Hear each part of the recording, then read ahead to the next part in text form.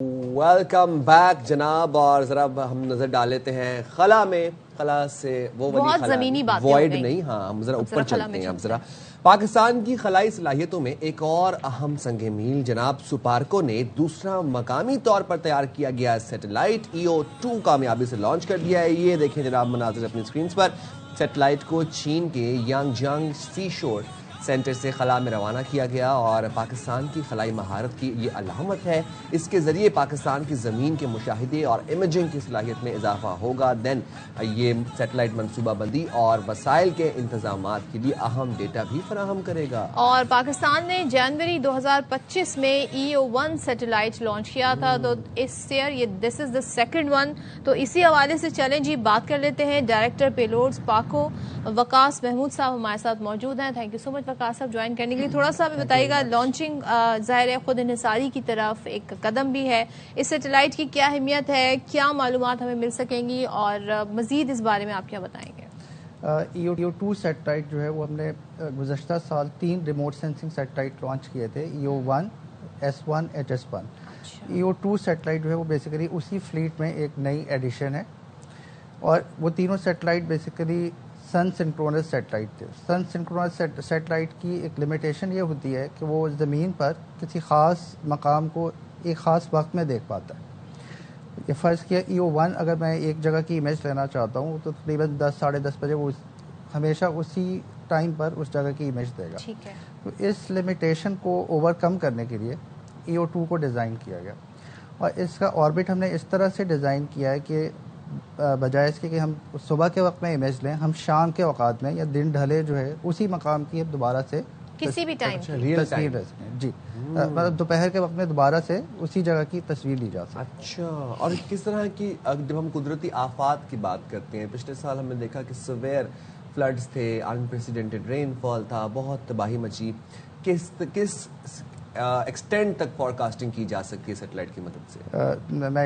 मैं इसी को हाईलाइट करना चाहूँगा। लास्ट ईयर बड़ा अनफॉर्चुनेट रहा जो फ्लड है, उसमें जितना जानी नुकसान हुआ, पहले तो हम सुपार्को की जानिब से उन तमाम लोगों से ताज़ियत करते हैं। इसमें मैं एक कंपैरिजन आपको बताना चाहूँगा। 2022 में भी फ्लड आया था, लेकिन उस वक्त जो एक्सटेंट ऑफ फ्लड था वो इतना नहीं था। मतलब इस जो लास्ट ईयर फ्लड आया उसमें क्लाउड बस्ट भी हुआ और पहले से कहीं ज़्यादा जो है ना डैमेज हुआ।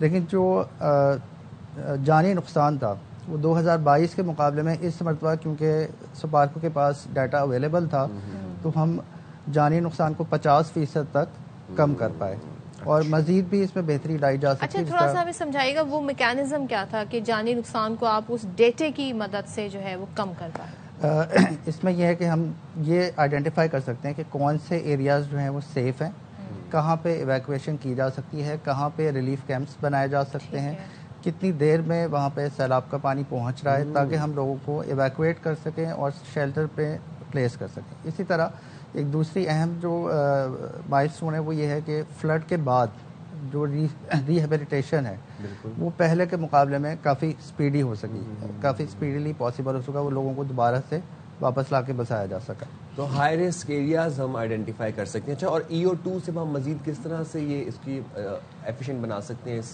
डेटा को? 2 इसकी मेजर एप्लीकेशंस मैं हाईलाइट करना चाहूँगा। आपको मालूम होगा कि पिछले चंद सालों में पाकिस्तान में जो हाई वैल्यू क्रॉप्स हैं, इसमें ऑलिव्स हैं, इसके अलावा ज़ाफ़रान है, एवोकेडोज़ हैं, उसमें इन्वेस्टमेंट बढ़ती जा रही है। जब आप इतने हाई वैल्यू क्रॉप्स पे इन्वेस्ट करते हो तो फिर उसकी मॉनिटरिंग की रिक्वायरमेंट भी बढ़ जाती है। अच्छा, तो EO2 के अंदर ये सलाहियत है कि दोपहर या दिन ढले हम इमेज ले सकते हैं।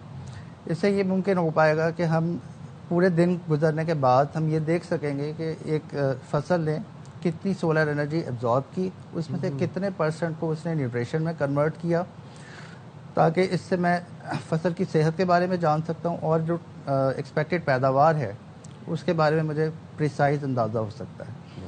एक अहम जो सेकंड एप्लीकेशन है वो ये कि जब लैंडस्लाइड होती है तो लैंडस्लाइड में अगर मैं एक पर्टिकुलर एंगल से देख रहा हूँ उस जगह को और मेरे पास दूसरा एंगल अवेलेबल नहीं है तो मैं अपना जो रिहेबिलिटेशन या रिलीफ ऑपरेशन है वो उस तरह से प्लान नहीं कर पा सकता।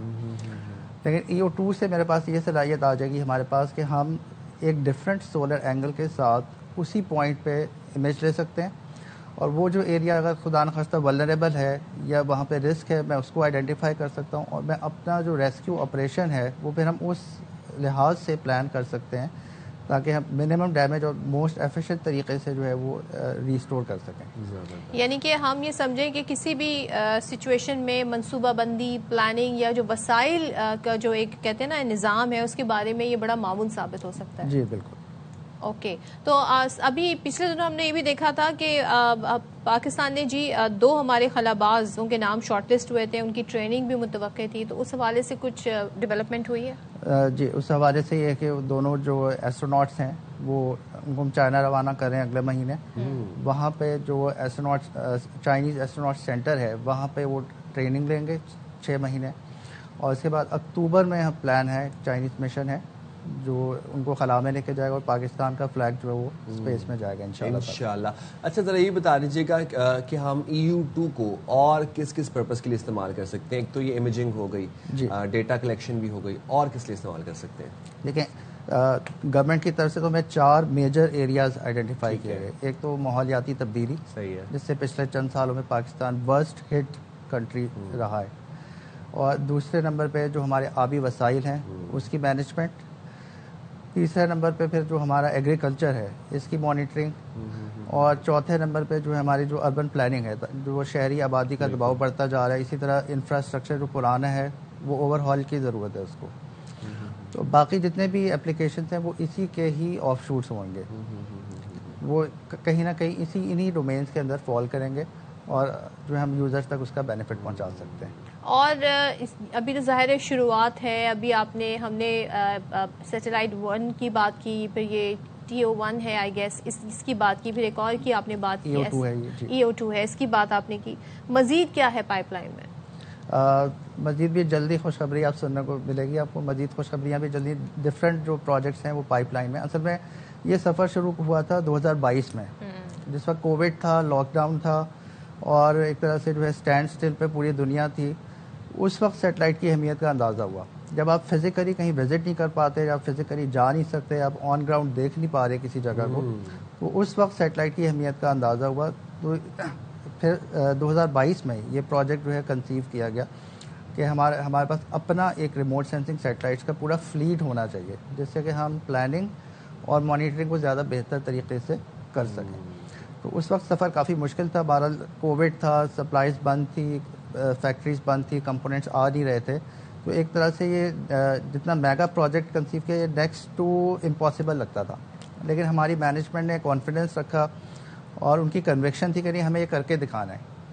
تو یہ اسی وجہ سے ہے کہ پچھلے 3 سال میں مطلب لاسٹ ایئر ہم نے نہ صرف یہ کہ 3 سیٹلائٹ لانچ کیے, بلکہ ہم نے اپنا جو اسپیس انفراسٹرکچر ہے اس دوران وہ بھی ڈیولپ کیا ہے. ٹھیک ہے, جو بڑا کی ہے آگے سیٹلائٹ ڈیولپمنٹ کی. کیا بات ہے. تھینک یو سو مچ وقاص محمود صاحب, بہت شکریہ, بڑی زبردست سی گفتگو رہی. دیکھیں جی پاکستان اب کہتے ہیں نا ہمارے کہتے ہیں خلا میں بھی ہم آگے بڑھ رہے ہیں, اور یہ جو سیٹلائٹ امیجنگ ہوتی ہے یہ بڑی معاون ثابت ہو رہی ہے, خاص طور پہ ڈیزاسٹر سچویشن میں, یا پھر اگر ہم کہیں کہ ہماری فصلوں کے حوالے سے یا کلائمیٹ کے حوالے سے, اربن پلاننگ کے اندر. تو جناب بہت معاون ثابت ہو رہی ہے.